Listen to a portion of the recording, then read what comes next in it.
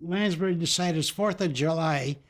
Let's show this aircraft carrier to the public. He got permission from the Navy. Now, it's anchored off of Santa Monica, about 1.5 miles, 2 miles offshore. We go down with the truck. We get to the sand, naturally, a big, heavy truck, stuck in the sand. Well, it's summertime. A million kids, and they all come running, and they pushed. With all the kids, they pushed the truck to the water's edge, and there's a little Navy pickup type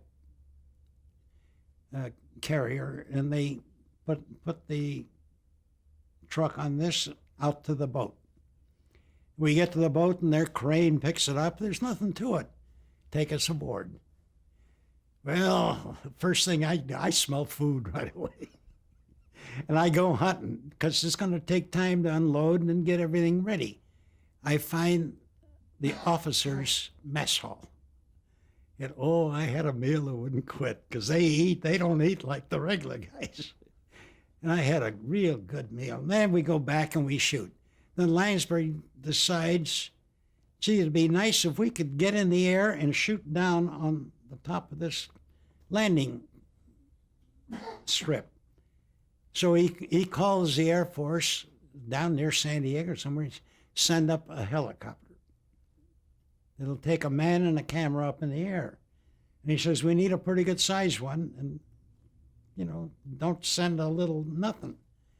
But the guy comes up with a tiny little Air Force helicopter. Well, now we take straws. Who's going to ride this thing? I'm the littlest guy in the crew. You go up with this guy in your camera. No tripod, no nothing. Just they took the glass out of the door on the passenger side. Stick the camera, point it down a little bit. The cable is 1.5 inches in diameter to make the camera run. It's dangling down, and you can only go up a couple hundred feet because the weight of the cable wouldn't let this chopper go up any higher. So we go up. And this guy is, I don't know, he's got stripes all over him. He's an officer of some kind. And evidently, the antenna is on the island, that controls the landing of the aircraft, and it's shooting up to Mount Wilson. And the helicopter is between Mount Wilson and our antenna.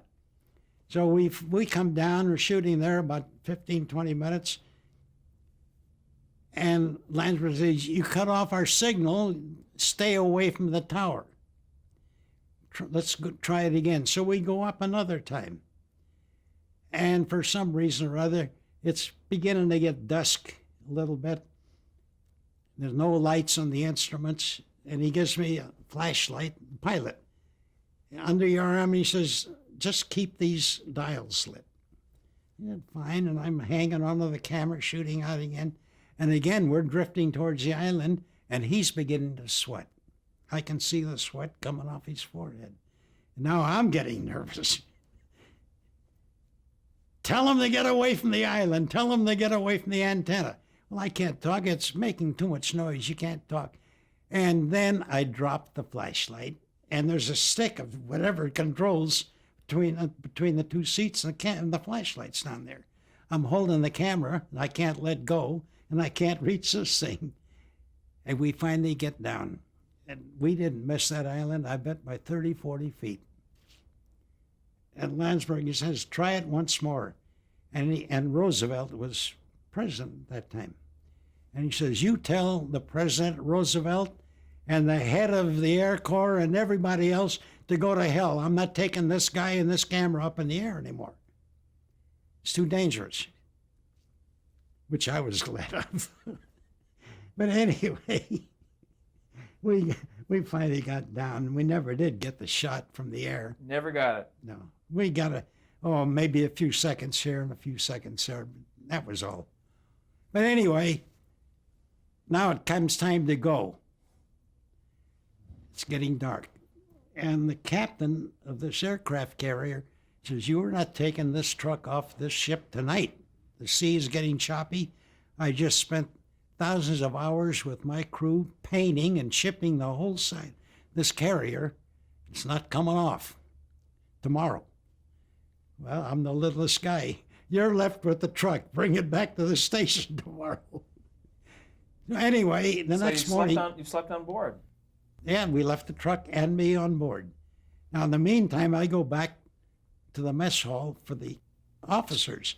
I have a hell of a dinner, and I spied a great big sterling silver tray. It said U.S. Saratoga and all of this.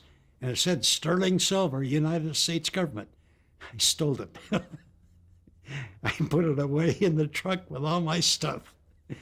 But anyway, the next day we take the truck off, and it's an old garbage scow. It's one of these little troop, when they take the troops ashore. And the captain of this little thing, there's only 5 guys on this little thing, 4 or 5 guys, the whole crew. And he says, right after the war, this was given to Japan. They used it as a garbage pickup scow for a few years, and they don't want it anymore, and they're giving it back to the United States government. So he said, let's go up on top where you don't have this awful smell, and I'll have the chef make us a good breakfast. We have to go all the way up north to around Ventura or somewhere up there to unload. He said, that's a 4 or 5 hour trip. So I said, fine, we go up there. We had a breakfast, wouldn't quit. And then he brings out the fishing rods, and we fish, or at least we throw it in. Didn't catch anything. But anyway, we finally get up there, and I get out of the truck. They bring it ashore, and I drove it back to L.A. But I had a real nice ride up there and a good meal. And in the truck is my sterling silver tray. And you didn't get the shot? Never got the shot. Amazing.